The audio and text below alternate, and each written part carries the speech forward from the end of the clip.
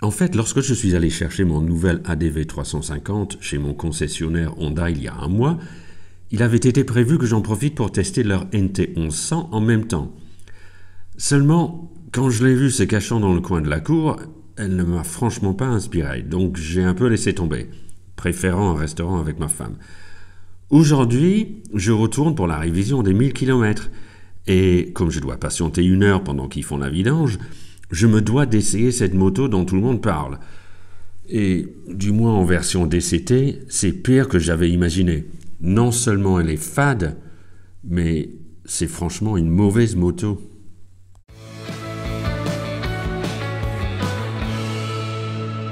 Bon, avant que ceux qui en ont une en commande ne fassent une crise cardiaque, permettez-moi de qualifier cette affirmation un peu.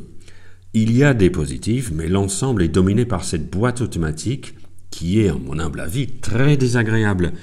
Si vous envisagez l'achat d'une NT 1100, je vous conseille vivement la boîte manuelle avec éventuellement le quick shifter. Alors, premier point négatif pour moi, son look. Certains disent qu'elle ressemble au scooter de la marque, ce qui est finalement, pour moi, propriétaire d'un ADV plutôt valorisant. Moins bien, j'imagine, si vous avez une NT et on pense que vous roulez sur un scooter. Un peu comme la Suzuki Katana lancée en 2019, cette NT fait partie de ces véhicules qui demandent un facelift avant même d'être commercialisés. On ne peut pas dire qu'elle est aidée par les coloris retenus, la pauvre. Blanc, gris ou noir, c'est pas vraiment ça qui va égayer le design plutôt insipide de la bête.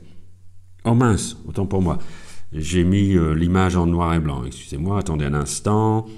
Voilà, 16 millions de couleurs. C'est beaucoup mieux, non? Une fois monté dessus, je suis assez agréablement surpris, j'avoue.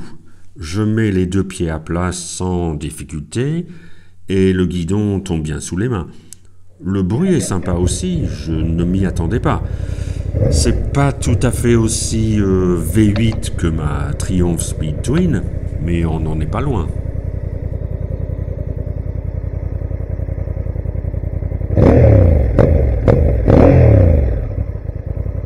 La suspension joue bien son rôle, mais je n'étais pas plus impressionné que ça finalement. Elle est bonne, mais compte tenu de la vocation principale de la moto, je m'attendais un peu mieux. Le comportement est bon aussi, c'est du Honda, sûr et prévisible, mais pas vraiment excitant. Quant à la puissance, bon, on est à 100 chevaux et 104 Nm de couple, mais seulement à partir de 6250 tours, et comme la boîte DCT adore monter les rapports, atteindre 6000 tours n'est pas facile, surtout en mode drive. Il faut dire aussi que cette NT est lourde, 250 kg en ordre de marche, et bien que ça ne se ressente pas trop dans les virages grâce à un centre de gravité placé bas, on sent le poids dans les accélérations. Malgré les chiffres comparables, elle est nettement moins rapide que ma Speed Twin par exemple. Peut-être que NT signifie no torque finalement. Jusque-là donc, on a affaire à une moto valable, mais pas franchement passionnante. Et on n'a pas encore évoqué en détail le deuxième gros point noir pour moi, cette boîte DCT. J'ai testé plusieurs scooters que l'on peut qualifier de tout automatique, et si on admet que ce ne sont pas les 2 roues les plus sexy du marché, force est de constater que, côté praticité et facilité, ils sont imbattables. J'ai eu plusieurs voitures à boîte auto, et si c'est une bonne boîte, un convertisseur de couple, s'entend, je n'ai rien contre. Cette Jaguar XKR de 2004 était absolument délicieuse, mais la Golf GTI à boîte DSG que j'avais en 2009 était décevante à cause des à-coups permanents en ville. Et c'est le cas de cette NT 1100. On n'a jamais la douceur d'un convertisseur de couple avec un système à double embrayage. Bref, je ne peux plus dorer la pilule, donc je vais le dire franchement, la boîte DCT de la NT 1100 est très certainement la transmission automatique la plus désagréable que j'ai jamais essayée, et ce quel que soit le véhicule. Évitez-la, ou tout au moins essayez-la avant de signer le bon de commande. En mode normal, c'est-à-dire drive, elle passe les rapports beaucoup, mais alors beaucoup trop tôt. J'étais à 30 km/h et la boîte était en 4e. Ok, je me suis dit, on va essayer le kickdown. Accélérateur à fond et rien, si ce n'est qu'un bruit de tracteur. Têtu, la boîte ne bouge pas et le pauvre moteur doit essayer de reprendre. En quatrième, tu resteras. En mode sport, S, j'avoue que les choses s'améliorent un peu. Et les rapports engagés correspondent grosso modo à ceux que je sélectionnerais avec mon propre cerveau, ma main et mon pied.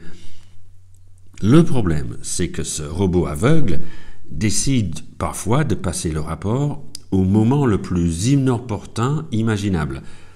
Je suis sur ce rond-point, par exemple, en deuxième, et sans prévenir, schlang, la boîte pense que je serai mieux en première. Et pas question de rater le passage, on l'entend et on le ressent à chaque fois, c'est du brutal. Avec une boîte manuelle, j'aurais pu faire patiner l'embrayage quelques secondes, mais avec cette boîte auto, pas de subtilité de ce genre, vous prenez ou vous prenez pas.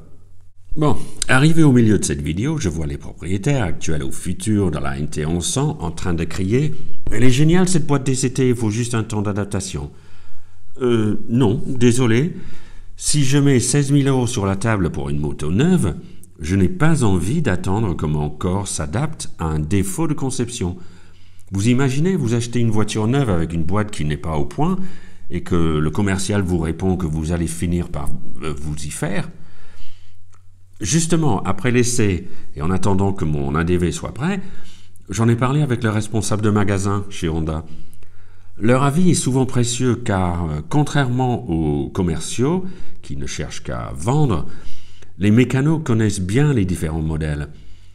Et ce mécanicien en question était justement propriétaire de 2 Harley et un scooter Yamaha, donc il n'était pas spécialement fidèle à la marque pour laquelle il travaillait.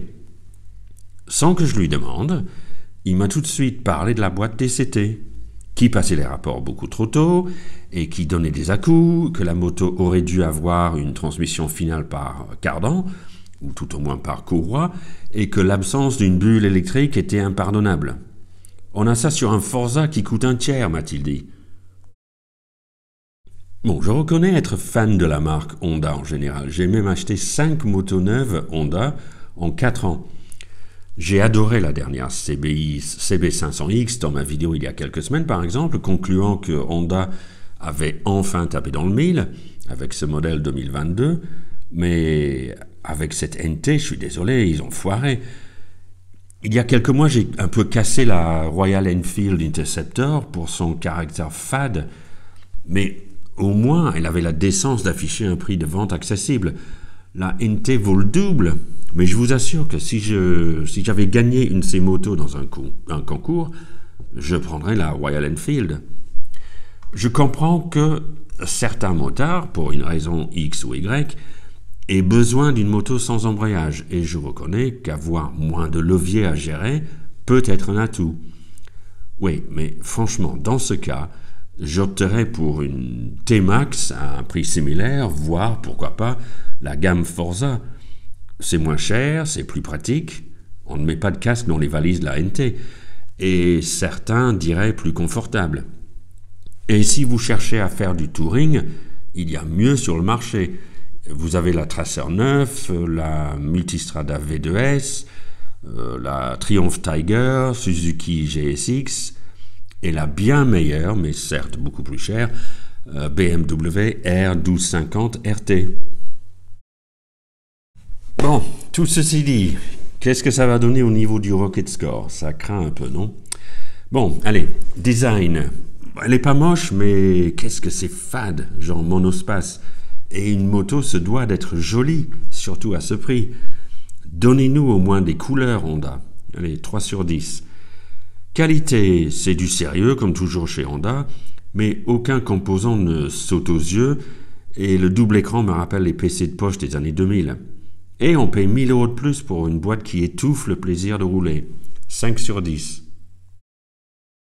Le moteur. Bon, j'ai lu dans la presse que le moteur c'est un vrai bijou. Bon, ça va, mais ce n'est pas un bijou à mes yeux.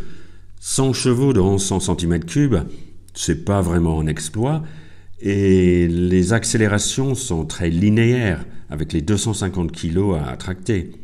Donc, comme pour l'Africa Twin, je donne un 6 sur 10. Comportement. Pas le premier critère sans doute quand on achète ce type de moto, mais une fois de plus, c'est du Honda, c'est sûr, c'est prévisible, et je comprends que c'est ce que beaucoup d'acheteurs et Honda recherchent, donc 5 sur 10. Le confort, je vais donner un 6 sur 10. C'est bien, mais pas aussi doux que j'avais imaginé. La position de conduite est excellente par contre, pas de problème pour rouler toute la journée, mais la selle et la suspension sont seulement dans la moyenne de la catégorie. Le freinage, oui, ça freine, mais rien d'exceptionnel, 5 sur 10. Le commuting, c'est en quelque sorte une NC750 en plus puissant et plus luxe. Donc ça devrait être un excellent commuter, non ? Oui, mais cette boîte DCT n'est pas adaptée à la conduite urbaine et vous aurez besoin du top case en option pour loger votre casque. Au moins, si vous la garez dans une grande ville, vous pourrez être sûr que personne ne va vouloir vous la piquer. 5 sur 10. Rapport qualité-prix. Pour moi, le prix d'achat, c'est trop élevé. On dit que le rapport qualité-prix est extraordinaire et qu'elle a toute série, mais je répondrai qu'en dessous, ça reste une moto assez quelconque et que sur une moto de 16 000 €, il manque une bulle électrique. 4 sur 10. Le fun. Eh bien, je pense que vous l'aurez compris, il n'y en a pas beaucoup. Design fade, coloris monochrome, performance du moteur seulement dans la moyenne, et des passages de rapport parfois si violents en ville que ça donne envie de pleurer. Et vous n'allez pas vous retourner pour la contempler une dernière fois dans le garage. 1 sur 10. Pour être le plus juste possible, j'ai tout de même fait un deuxième tableau avec la NT1100 à boîte manuelle. Et pour rappel, ce tableau ne comprend que les 25 meilleurs deux roues que j'ai pu essayer. Je n'ai pas essayé la NT à boîte manuelle, mais je connais bien ces transmissions chez Honda et je peux imaginer comment serait le modèle de base. Comme vous pouvez le voir, elle arrive à récupérer pas mal de points et termine, c'est un peu logique, au même niveau que l'Africa Twin. 2 points supplémentaires en qualité parce que vous ne payez plus la DCT, en confort parce qu'il n'y a plus les à-coups, et 1 point en commuting parce que vous avez plus de contrôle, avec le levier d'embrayage.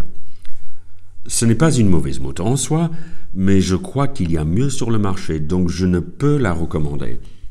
Mettez un peu moins d'argent sur un maxi scooter ou un peu plus sur une Ducati ou une Triumph. Dans tous les cas, je ne choisirai jamais ce modèle DCT qui n'est pas encore au point, mais peut-être ne suis-je pas la cible. Anyway, as always, thanks for watching.